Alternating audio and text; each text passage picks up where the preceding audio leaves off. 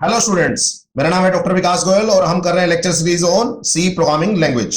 तो C programming language पे अब तक हम 4 वीडियो लेक्चर अपलोड कर चुके हैं। होपफुली आपको बेसिक समझ में आ चुके होंगे। नेक्स्ट, आज के लेक्चर में हम पढ़ेंगे next type of tokens, that is constants.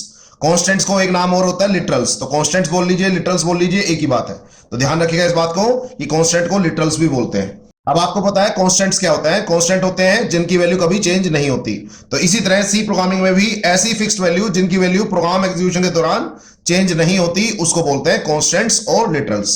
अब प्राइमरली कॉन्स्टेंट्स जो होते हैं वो दो टाइप के होते हैं। First is numeric constant, second is character constant. Numeric constant को फर्दर डिवाइड किया जाता है इंटीजर कांस्टेंट्स में और रियल कांस्टेंट्स में, और कैरेक्टर कांस्टेंट्स को डिवाइड किया जाता है सिंगल कैरेक्टर कांस्टेंट्स में और स्ट्रिंग कांस्टेंट्स में। ठीक है, अब आपको पता है इंटीजर वैल्यू क्या होती है, 5 -10 -1 लाख, कोई भी वैल्यू या वन जो भी आपने सोचना है एक्सेट्रा। रियल कांस्टेंट्स कौन से होते हैं, जो डेसिमल पॉइंट के साथ हो, तो 7.5 -10.999 वगैरह वगैरह। सिंगल कैरेक्टर कांस्टेंट होते हैं ऐसे कैरेक्टर कांस्टेंट जो सिंगल कोट के अंदर आते हैं, और स्ट्रिंग कांस्टेंट जो होते हैं वो उनके ऊपर डबल कोट्स लगे होते हैं।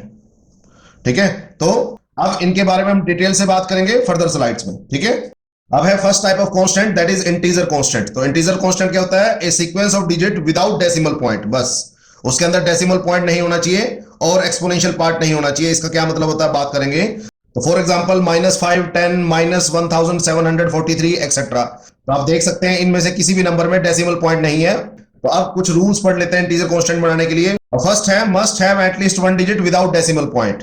तो किसी भी इंटीजर कांस्टेंट में कम से कम एक डिजिट होनी चाहिए, जैसे 5 7 -9 एक्सेट्रा। तो कम से कम एक डिजिट होनी चाहिए। Second, comma and blank spaces are not allowed. तो कोमाज अलाउड नहीं है। तो जैसे कोई नंबर है 7000, तो आप 7000 को ऐसे नहीं लिखा सकते कोमा लगा के, और मान लो कोई 1 लाख लिखना है तो आप स्पेस भी नहीं डाल सकते बीच में। ठीक है, तो आपको स्पेस और कोमाज अलाउड नहीं है। जैसे जनरल हम लिखते टाइम डाल देते हैं कोमा याद रखने के लिए, बट यहां अलाउड नहीं है। Third, integer can be positive और negative, by default sign is positive. तो आपको पता है 7 लिखा है तो बाय डिफॉल्ट वो क्या है, +7। इसी तरीके से -9 लिख सकते हैं, -1 लाख आ सकता है, कुछ भी आ सकता है। तो ये सारे अलाउड है, इसमें कोई प्रॉब्लम नहीं है। ठीक है, तो होपफुली इनमें कोई दिक्कत नहीं होगी, सिंपल सी बातें थी। तो नेक्स्ट है, देयर आर 3 नोटेशंस और representation of any integer constant. तो किसी भी इंटीजर कांस्टेंट को 3 तरीके से रिप्रेजेंट किया जा सकता है, डेसिमल फॉर्म में, ऑक्टल फॉर्म में और हेक्साडेसिमल फॉर्म में। डेसिमल का मतलब होता है 10, तो इसलिए इसका बेस क्या होता है 10। ऑक्टल का मतलब होता है 8, तो इसलिए इसको बेस 8 भी बोलते हैं। और हेक्साडेसिमल का मतलब होता है 16, इसलिए इसको बेस 16 भी बोलते हैं। तो होपफुली आपको पता लगेगा कि बेस 10, बेस 8 और बेस 16 क्यों बोल रहे हैं, क्योंकि इनका मतलब होता है 10, 8 एंड 16। होपफुली पता होगा कुछ बच्चों को, नहीं पता होगा तो कोई बात नहीं, बात कर लेंगे। तो फर्स्ट है डेसिमल इंटीजर कांस्टेंट, इसका बेस होता है 10। इसका मतलब इसके अंदर 10 डिजिट्स अलाउड है। तो 10 डिजिट कौन सी, 0 से 9। तो 0 से 9 डिजिट्स का आप यूज करके कुछ भी नंबर बनाएंगे, इंटीजर नंबर बनाएंगे, आप उसको डेसिमल नंबर बोलेंगे। जैसे 749, 347, 10947 एक्सेट्रा। तो कुछ भी बोले तो all are the decimal number, और आप रियल लाइफ में भी इन्हीं नंबर्स को यूज करते हैं। सेकंड है octal integer constant. Octal integer constant का बेस होता है 8। तो इसका मतलब आपको 8 डिजिट्स ही अलाउड है। तो 8 डिजिट कौन सी, 0 से 7। तो 0 से 7 काउंट करोगे तो 8 बनेगी। तो आप अपने नंबर में अब 0 से 7 के अलावा कोई डिजिट यूज नहीं कर सकते, मतलब आपको 8 और 9 यूज करना अलाउड नहीं है। तो एक एग्जांपल है 347। तो अब ठीक है, it can be an octal number, क्योंकि इसमें सारी डिजिट 0 से 7 के बीच में है। बट ये तो मैंने डेसिमल में भी लिखवाया था और ऑक्टल में भी लिखवा दिया, तो मुझे कैसे पता लगेगा वो नंबर डेसिमल है या ऑक्टल है। तो ऑक्टल नंबर को पहचानने के लिए हमेशा उसके स्टार्टिंग में एक 0 लगा होता है। तो जब भी एक 0 लगा होगा तो इसका मतलब वो ऑक्टल नंबर है, और विदाउट 0 वो डेसिमल नंबर है। तो इसी तरीके से 1 2 3 है तो 0 लगा दिया आगे, तो इसका मतलब इट इज ना ऑक्टल नंबर। ठीक है, इसी तरीके से 5 4 5 2 है विद ए 0, इसका मतलब ये भी ऑक्टल नंबर है। बट अब इसके बाद ये बताइए जरा, ये ऑक्टल नंबर है क्या, 0 है दैट इज फाइन, 7 है that is okay, but 8 allowed नहीं होता, तो it's not a octal number. अब ये बताइए जरा, ये ऑक्टल नंबर है नहीं है, 9 तो यूज कर ही नहीं सकते। इसी तरीके से ये बताइए 347, तो is it A octal number, नहीं लग रहा है क्योंकि 0 to 7 यूज हो रहा है, बट इसके आगे 0 नहीं है। तो ये बात ध्यान रखना, ये भी एक ऑक्टल नंबर नहीं है। तो ऑक्टल नंबर में आगे 0 लगानी मस्ट है, और आप सिर्फ 0 to 7 डिजिट्स का यूज कर सकते हैं, इससे ज्यादा डिजिट्स का यूज नहीं कर सकते। तो ये बात ध्यान रखना। नेक्स्ट है हेक्साडेसिमल इंटीजर कांस्टेंट, इसका बेस होता है 16, मतलब आपको 16 डिजिट्स अलाउड है, बट मेरे पास डिजिट्स तो होती है सिर्फ 10, 0 to 9। इसके अलावा 6 पोजीशन और बची हैं, उसके लिए आप यूज करते हैं A to F। आप A अपर केस में भी लिख सकते हैं, लोअर केस में भी लिख सकते हैं, और F अपर केस और लोअर केस दोनों में लिख सकते हैं। 4, 10 to 15, मतलब 10 के लिए A, 11 के लिए B, 12 के लिए C, 13 के लिए D, 14 के लिए E और 15 के लिए F। तो ये 6 आप कैरेक्टर्स और यूज कर सकते हो। आप इनको अपर केस में भी लिख सकते हो और लोअर केस में भी लिख सकते हो। अगेन लेट्स सपोज मैंने 747 लिख दिया, it can B A decimal number, क्योंकि 0 to 9 सारे डिजिट यूज हो रही हैं। बट अब मुझे कैसे पता लगेगा ये डेसिमल है या हेक्साडेसिमल है? तो इसके आगे लिखा होता है 0x, तो it is identified by leading 0x और 0x। तो आप x स्मॉल लिखिए, आप बड़ा लिखिए, कोई फर्क नहीं पड़ता। Similarly 0x ABC, it is also a hexadecimal number. तो फर्स्ट डिजिट से आप पहचान सकते हैं कि मेरा नंबर है वो डेसिमल नंबर है, ऑक्टल नंबर है या हेक्साडेसिमल नंबर है। एक दो एग्जांपल और लेते हैं। मान लो अगर 949 लिखा है तो ये आपका हेक्साडेसिमल नंबर नहीं होगा, क्योंकि इसके आगे 0x नहीं लिख रखा आपने। ठीक है, तो ध्यान रखिएगा इस बात को। तो इसी तरीके से और नंबर ले लो 0747, ये भी आपका हेक्साडेसिमल नंबर नहीं है। क्यों? क्योंकि यहाँ 0 यूज हो रहा है, 0x यूज होना चाहिए। तो ये दोनों ठीक थे, ये दोनों गलत है। तो होपफुली आपको डेसिमल, ऑक्टल और हेक्साडेसिमल की रिप्रेजेंटेशन समझ में आ गई होगी। इनकी आपस में कन्वर्जन आपको आनी चाहिए, होपफुली आती होगी कुछ बच्चों को। अगर स्टिल कोई पॉइंट ऑफ डाउट होगा तो नेक्स्ट लेक्चर में हमको डिस्कस करेंगे। नेक्स्ट लेक्चर में हम इसके ऊपर काफी अच्छे इंपॉर्टेंट न्यूमेरिकल प्रॉब्लम करेंगे, जो मैक्सिमम टाइम गेट में, इसरो में, डीआरडीओ के और कैंपस प्लेसमेंट के रिटन टेस्ट में आती हैं। तो हम नेक्स्ट लेक्चर में उसके बारे में बात करेंगे। तो नेक्स्ट लेक्चर मोस्ट इंपॉर्टेंट है, तो ध्यान रखिएगा, नेक्स्ट लेक्चर जरूर देखिए आप। ठीक है, अब एक नोट है इंपॉर्टेंट, ध्यान रखिएगा। We generally use decimal integer constant in our daily life. जो आपकी डेली लाइफ है उसमें मैक्सिमम टाइम आप डेसिमल नंबर यूज करते हैं, ऑक्टल और हेक्साडेसिमल नंबर होपफुली आज तक तुमने यूज नहीं किया होगा। तो इसलिए मैक्सिमम प्रोग्राम्स में, क्योंकि जो प्रोग्राम्स हैं वो रियल लाइफ प्रॉब्लम से रिलेटेड ही बनाए जाते हैं, इसलिए मैक्सिमम प्रोग्राम्स में भी डेसिमल नंबर ही यूज होते हैं। आप पूछ सकते हैं अभी ऑक्टल और हेक्साडेसिमल नंबर कहां यूज होते हैं? तो जो ऑक्टल और हेक्साडेसिमल नंबर हैं वो जनरली यूज होते हैं मशीन लेवल लैंग्वेज प्रोग्रामिंग में। तो जब आप लो लेवल लैंग्वेज प्रोग्रामिंग करते हैं या मशीन लेवल लैंग्वेज प्रोग्रामिंग करते हैं, तब आपको ऑक्टल और हेक्साडेसिमल रिप्रेजेंटेशन की समझ होनी चाहिए और पता होना चाहिए। उसके अलावा जनरल प्रोग्राम में डेसिमल नोटेशन यूज होती है, ध्यान रखिएगा। नेक्स्ट है रियल कांस्टेंट, और रियल कांस्टेंट को फ्लोटिंग कांस्टेंट्स भी बोलते हैं या फ्लोटिंग नंबर्स भी बोलते हैं। तो आपको पता है रियल कांस्टेंट में क्या फर्क होता है, बस यहां पे एक डेसिमल पॉइंट आना मस्ट है। तो किसी भी नंबर में अगर डेसिमल पॉइंट आ जाए तो इसका मतलब वो रियल नंबर है या रियल कांस्टेंट है, और विदाउट डेसिमल पॉइंट आए तो इसका मतलब वो इंटीजर कांस्टेंट है। तो कुछ एग्जांपल देख लेते हैं। 7.45, ठीक है, 0.0009, -10.39, 3.142 यूज करते हैं आप पाई की वैल्यू। इसके अलावा 0.074, कुछ भी। तो इस तरह जो नंबर है जिसमें डेसिमल पॉइंट आते हैं उन नंबर्स को बोलते हैं रियल कांस्टेंट्स। अब ध्यान से देखिएगा, देयर आर टू नोटेशंस और representation of real constant. Real constant को दो तरीके से रिप्रेजेंट किया जा सकता है। फर्स्ट है फ्रैक्शनल फॉर्म में, सेकंड है एक्सपोनेंशियल फॉर्म में। इसको बोलते हैं फ्रैक्शनल फॉर्म। फ्रैक्शनल फॉर्म का मतलब है डेसिमल पॉइंट के साथ जब फॉर्म लिखी जाती है तो उसको बोलते हैं फ्रैक्शनल फॉर्म। तो देखते हैं। तो फर्स्ट है fractional form of real constant. तो फ्रैक्शनल फॉर्म में स्टैंडर्ड फॉर्म क्या होती है, एक डेसिमल पॉइंट आएगा, उसके लेफ्ट में जो लिखा होगा उसको आप होल नंबर बोलते हैं, और राइट में जो लिखा होता है उसको आप फ्रैक्शनल पार्ट बोलते हैं। तो जैसे आपके पास एग्जांपल है 7.4, तो जो 7 है that is a whole number और 4 है that is its fractional part. Clear हो गया? अब कुछ रूल्स हैं इसको बनाने के लिए। The fractional form of a real constant must contain at least 1 digit. Obviously कम से कम एक डिजिट तो लिखी जाएगी, एंड एग्जैक्टली 1 डेसिमल पॉइंट, और एक डेसिमल पॉइंट जरूरी है। तो अगर आपके पास सिर्फ 7 है तो आपको 7.0 लिखना पड़ेगा अगर उसको आपने रियल कांस्टेंट काउंट करना है। ठीक है, इसी तरह 10.999, कोई और नंबर है 0.99999, कुछ भी। तो इस तरह से आपके हर नंबर में कम से कम एक डिजिट मस्ट है और एग्जैक्टली एक डेसिमल पॉइंट मस्ट है। तो आपको पता है आप ये तो लिख नहीं सकते, ठीक है, तो आप 2 डेसिमल पॉइंट नहीं लगा सकते। ठीक है, वो आपको पता है। सेकंड है कोमास और blank spaces are not allowed. आपको पता है ये कोमा वगैरह अलाउड नहीं होता। इसी तरीके से 10,000 अगर आपको लिखना है तो आप स्पेस नहीं छोड़ सकते, तो वो भी ध्यान रखिएगा। उसके बाद थर्ड है real constant can be positive और negative, but by default it is positive. तो आपको पता है 10.45 लिखा है तो ये बाय डिफॉल्ट प्लस 10.45 है। उसके बाद आप बोल सकते हैं -9.45, -7.23, 1 लाख, ठीक है। इसी तरीके से 0.000009 कोई भी नंबर ऐसा है जिसमें डेसिमल पॉइंट है तो आप उस नंबर को रियल कांस्टेंट बोल सकते हो। तो होपफुली ये बातें आपको पता होंगी, कोई लंबी चौड़ी बात इसमें मैंने नहीं बताई। ठीक है।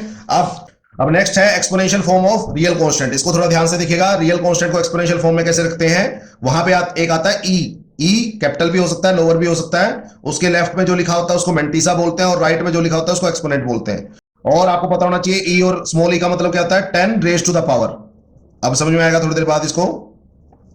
ठीक है, तो पहले इसका एक एग्जांपल देख लेते हैं। मान लो कहीं लिखा है 7e3, इसका मतलब क्या है 7 इंटू 10 रेज पावर 3। तो e के बाद जो भी है वो 10 की पावर में है। ठीक है, तो ध्यान रखिएगा इसके बारे में, होपफुली समझ आ गया होगा। इसी तरीके से 1.7e4 लिखा है तो इसका मतलब क्या है 1.7 इंटू 10 रेज पावर 4। आप इसको सिंप्लीफाई कर सकते हैं, 17,000 आएगा ये है आपकी एक्सपोनेंशियल फॉर्म। एक्सपोनेंशियल में कैपिटल ई भी आ सकता है, स्मॉल ई भी आ सकता है, दोनों अलाउड है। अब इसके रिगार्डिंग रूल देख लेते हैं। फर्स्ट है मेंटिसा के बारे में। तो mantissa can be either a real constant with decimal point और इंटीजर। तो मेंटिसा आपका इंटीजर भी हो सकता है और रियल नंबर भी हो सकता है। Exponent is always an integer constant. तो जो एक्सपोनेंट है वो हमेशा एक इंटीजर होगा, उसमें पॉइंट अलाउड नहीं है, डेसिमल पॉइंट अलाउड नहीं है। थर्ड है दोनों पार्ट जो है वो पॉजिटिव भी हो सकते हैं, नेगेटिव भी हो सकते हैं, but by default they are positive. तो ये दोनों पार्ट आपके पॉजिटिव भी हो सकते हैं, नेगेटिव भी हो सकते हैं। जैसे मैं एग्जांपल लिखता हूं 1.7e-4, इसका मतलब है 1.7 इंटू 10 रेज पावर -4। तो अगर आप इसको सिंप्लीफाई करोगे तो कर सकते हो, यह आएगा 0.00017। सोल्व करके देख लीजिएगा, होपफुली समझ में आ जाएगी। ठीक है, तो आपका जो मेंटिसा और एक्सपोनेंट पार्ट है पॉजिटिव भी हो सकते हैं, नेगेटिव भी हो सकते हैं। यहां जो एक्सपोनेंट है वो नेगेटिव है, वो 10 की पावर होता है हमेशा, और जो मेंटिसा है वो पॉजिटिव है। तो होपफुली समझ में आ गया होगा। Fourth point, mantissa and exponent parts are separated by small E और कैपिटल ई। तो स्मॉल ई लेफ्ट वाला आपका मेंटिसा पार्ट है, उसका राइट वाला आपका एक्सपोनेंट पार्ट है। और आपको पता है स्मॉल ई और कैपिटल ई का मतलब क्या होता है, means 10 raise to the power. Hopefully आपको समझ आ गया होगा ई का मतलब क्या है। नेक्स्ट है नो कोमा और ब्लैंक स्पेसेस आर अलाउड। वो आपको पता ही है 1,700E0, तो ये आपको अलाउड नहीं है, कोमा वगैरह आपको अलाउड नहीं है, तो ध्यान रखिएगा इस बारे में। ठीक है, अब एक इंपॉर्टेंट नोट है, ध्यान से सुनिएगा कि हम एक्सपोनेंशियल फॉर्म यूज कहां करते हैं। मैक्सिमम टाइम तो हम फ्रैक्शनल फॉर्म ही देखते हैं, तो हम एक्सपोनेंशियल फॉर्म ये वाली फॉर्म यूज कहां करते हैं। जनरली एक्सपोनेंशियल फॉर्म तब यूज की जाती है जब आपको काफी छोटा नंबर और काफी बड़ा नंबर एक्सप्रेस करना हो, रिप्रेजेंट करना हो। तो जैसे आपने 1 लाख रिप्रेजेंट करना है तो आप 1 लाख को 5 जीरोज हैं, अगर इसमें लिखेंगे तो it will be very small, low. तो एक्सपोनेंशियल फॉर्म इसकी काफी छोटी है। सिमिलरली 0.0000009 आपने लिखना है, तो अगर आप इसके एक्सपोनेंशियल फॉर्म में लिखेंगे 9e। अब उसके बाद देखिए डेसिमल पॉइंट को कितना राइट शिफ्ट करना पड़ेगा, तो 1 2 3 4 5 6 7, तो -7। तो जब भी राइट शिफ्ट करते हैं तो नेगेटिव लगाते हैं और लेफ्ट शिफ्ट करते हैं तो पॉजिटिव लगाते हैं। तो काफी बड़ा नंबर जब हो और काफी छोटा नंबर जब हो तो it will be great to represent it by exponential form. थोड़ा कॉम्पैक्ट हो जाती है, वैसे बहुत बड़ा लिखने पर पड़ता है। तो ये आपकी इच्छा है कि आप इसको यूज करना चाहें या ना करना चाहें, बट आपको पता होनी चाहिए। तो होपफुली अब आपको फ्रैक्शनल फॉर्म और एक्सपोनेंशियल फॉर्म दोनों समझ में आ गया अच्छी तरह। नेक्स्ट है सिंगल कैरेक्टर कांस्टेंट। ये मोस्ट इंपोर्टेंट है, ध्यान से देखिएगा। तो सिंगल कैरेक्टर कांस्टेंट क्या होता है, it contains single character enclosed in single quotation mark. तो जब हम किसी भी सिंगल कैरेक्टर को, लेट्स सपोज ए है मेरे पास एक कैरेक्टर, अगर हम उसको सिंगल कोटेशन मार्क्स के अंदर रखें then it is said to be single character constant. आप उसको सिंगल कोट्स बोल सकते हैं या एपोस्ट्रोफीज भी बोल सकते हैं। तो होपफुली आपने सुना होगा नाम ये। अब ध्यान से देखिए इस बात को, द कैरेक्टर में बी ए अल्फाबेट, डिजिट और स्पेशल कैरेक्टर। तो यहां सिंगल कोट के अंदर कुछ भी आ सकता है, आपका अल्फाबेट भी आ सकते हैं, सिंगल होना चाहिए, डिजिट्स भी आ सकते हैं, स्पेशल कैरेक्टर्स भी आ सकते हैं, आएगा सिंगल ही, सब कुछ आ सकता है जो आप सोचते हैं। यानी कीबोर्ड पे जो भी निशान है वो सब आ सकते हैं as a single character constant. ठीक है, आई बात समझ में। इवन खाली भी स्पेस भी आ सकता है, तो ये स्पेस है। तो सिंगल कोट्स के अंदर कोई भी कैरेक्टर आए तो that is known as single character constant. ध्यान रखिएगा, आपको एक से ज्यादा कैरेक्टर्स अलाउड नहीं है, तो आप एक से ज्यादा कैरेक्टर्स नहीं लगा सकते सिंगल कोट्स के अंदर। तो आपको एक ही कैरेक्टर अलाउड है, एक से ज्यादा नहीं है। अब ये सबसे इंपॉर्टेंट पॉइंट है जो maximum time written test exam में इसकी जरूरत पड़ती है। नेक्स्ट लेक्चर टोटली इस कंसेप्ट के ऊपर बेस होगा और आपको पता लगेगा कि किस तरह के क्वेश्चन इसरो में, डीआरडीओ में, गेट में, कॉम्पिटिटिव एग्जाम्स में और कैंपस प्लेसमेंट के रिटन टेस्ट में आते हैं। तो ध्यान रखिएगा। तो एक इंपॉर्टेंट बात, single character constants are stored, ये बहुत इंपॉर्टेंट बात है, as their ASCII decimal value. तो जो सिंगल कैरेक्टर कांस्टेंट है वो एज इट इज स्टोर नहीं होते, हमेशा उनकी ASCII वैल्यू स्टोर होती है। कैरेक्टर सेट के दौरान मैंने आपको बताया था ASCII वैल्यू क्या होती है और किस किस की क्या क्या ASCII वैल्यू है। मैं फिर भी एक बार लिस्ट कर देता हूं, आपको पता होगा। Upper case letter that is capital A to capital Z, इनकी सबकी ASCII वैल्यू होती है 65 टू 90। कैपिटल A की 65, कैपिटल B की 66, कैपिटल C की 67 एंड सो ऑन ऑनवर्ड्स, और कैपिटल Z की 90 पड़ती है। Small a to small z की जो ASCII वैल्यू होती है वो स्टार्ट होती है 97 से 122 तक। तो स्मॉल a की ASCII वैल्यू है 97, स्मॉल b की है 98, इसी तरीके से चलते रहेंगे। और जो डिजिट्स हैं 0 टू 9 उनकी भी ASCII वैल्यू होती है दैट इज 48 टू 57। तो 0 की अगर कोई ASCII वैल्यू पूछ ले तो 48 है, 1 की 49 है, 2 की 50 है, इसी तरीके से 9 की 57 है। तो होपफुली ये बात समझ आ गई होगी। अब ये टेबल मोस्ट इंपोर्टेंट है, ध्यान से सुनिएगा, होपफुली आपको समझ में आ जाएगी। तो फर्स्ट केस लेते हैं कि अगर मेरे पास कैरेक्टर कांस्टेंट है a, तो आपको पता कैपिटल A की ASCII वैल्यू है 65। हर कैरेक्टर की ASCII वैल्यू होती है, बट हमें कुछ मेन कैरेक्टर्स की ASCII वैल्यू याद होनी चाहिए, ठीक है। तो जो भी उस कैरेक्टर कांस्टेंट की ASCII वैल्यू है कंप्यूटर मेमोरी में वही सेव होगी। आपका A एज इट इज नहीं बैठने वाला, मेमोरी में क्या बैठेगा 65। तो यही मैं बात बताना चाह रहा था कि character constant as it is नहीं बैठते, उनकी ASCII वैल्यू मेमोरी में बैठती है जाके। सिमिलरली स्मॉल z की ASCII वैल्यू है 122, तो कंप्यूटर मेमोरी में क्या बैठेगी 122, ना कि स्मॉल z। ध्यान रखिएगा इस बात को। अब यहां पे थोड़ा ध्यान से देखिएगा, आपका कैरेक्टर कांस्टेंट है 1, तो जब भी वो कैरेक्टर कांस्टेंट होगा तो 1 एज इट इज नहीं जाएगा, उसकी ASCII वैल्यू जाएगी। आपको पता है 0 की ASCII वैल्यू 48 है, तो 1 की ASCII वैल्यू होगी 49, तो इसकी ASCII वैल्यू है 49, तो 1 एज इट इज नहीं बैठने वाला, उसकी जगह कौन बैठेगा 49। तो ये सबसे इंपॉर्टेंट बात है जो मैक्सिमम बच्चे कंफ्यूज करते हैं और पता नहीं होती। तो सिस्टम में मेमोरी में 49 बैठेगा, अगर वो कैरेक्टर कांस्टेंट है तो उसकी ASCII वैल्यू बैठेगी, वो खुद नहीं बैठेगा। सिमिलरली यहां स्पेस है, तो स्पेस की ASCII वैल्यू होती है 32, याद रखना आपको, मैंने बताई भी थी। तो 32, तो कंप्यूटर मेमोरी में बैठेगा 32। सिमिलरली लास्ट है 9 के ऊपर सिंगल कोट लगे हैं, इसका मतलब ये सिंगल कैरेक्टर कांस्टेंट है, इसका मतलब ये एज इट इज नहीं बैठेगा, इसकी ASCII वैल्यू बैठेगी। तो इसकी ASCII वैल्यू क्या है 9 की, आप देख सकते हैं 57, तो 57 और कंप्यूटर मेमोरी में भी क्या बैठेगा 57। तो ये आपको बात समझ में आनी चाहिए, मैक्सिमम बच्चों को इन दोनों पे कंफ्यूजन रहती है। लास्ट लेक्चर में भी एक बच्चे ने बोला था कि सर मुझे कंफ्यूजन है, तो ये बातें आपको ध्यान रखनी है, ठीक है। तो मैंने क्या बताया, character constants as it is नहीं बैठते, उनकी ASCII वैल्यू कंप्यूटर मेमोरी में सेव होती है। इसके बेस पे काफी ज्यादा मल्टीपल चॉइस क्वेश्चन हर कंपिटिटिव एग्जाम जैसे ISRO, DRDO, GATE, campus placement सब में आते हैं। तो हम खाली इस चीज के ऊपर एक बिल्कुल अलग लेक्चर बनाएंगे जो होगा नेक्स्ट लेक्चर। तो नेक्स्ट लेक्चर को देखना मत भूलिएगा, ध्यान रखिएगा, आपके काफी फंडे क्लियर होंगे और आपको काफी नई चीजें पता लगेंगी, ठीक है। उसके बाद है नेक्स्ट है स्ट्रिंग कांस्टेंट। तो स्ट्रिंग कांस्टेंट कुछ नहीं होता, it contains any number of characters enclosed in double quotes. Single character constant में एक कैरेक्टर आता है और स्ट्रिंग कांस्टेंट में एनी नंबर ऑफ कैरेक्टर्स आते हैं, ये फर्क है। तो आप कितने मर्जी कैरेक्टर्स लिख सकते हैं, जैसे ABC, बस डबल कोट्स के अंदर बंद होना चाहिए वो। आप अकेला कैरेक्टर भी लिख सकते हैं, उससे कोई दिक्कत नहीं है, तब भी वो कैरेक्टर कांस्टेंट ही होगा। आप खाली स्पेस छोड़ दीजिए वो भी ठीक है, आप कुछ भी नहीं छोड़ेंगे उनके बीच में, तो इसको बोलते हैं नल स्ट्रिंग।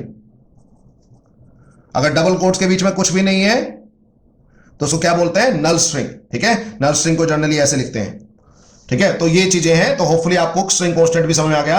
अब लास्ट एक बात आपको बतानी है, ये आपको बातें पता होनी चाहिए नेक्स्ट लेक्चर स्टार्ट करने से पहले, क्योंकि नेक्स्ट लेक्चर में हम इनका बहुत ज्यादा यूज करेंगे। अब जब भी आप किसी सी प्रोग्राम में इनपुट या आउटपुट करते हैं तो आपको कंप्यूटर को बताना पड़ता है कि जो मैं इनपुट या आउटपुट करा रहा हूं वो किस टाइप का कांस्टेंट है, वो किस टाइप का कांस्टेंट है। तो उसके लिए कुछ फॉर्मेट स्पेसिफायर यूज होते हैं इनपुट और आउटपुट स्टेटमेंट में। इनपुट स्टेटमेंट आपको पता होगी स्कैनएफ, और आउटपुट स्टेटमेंट होती है प्रिंटएफ। तो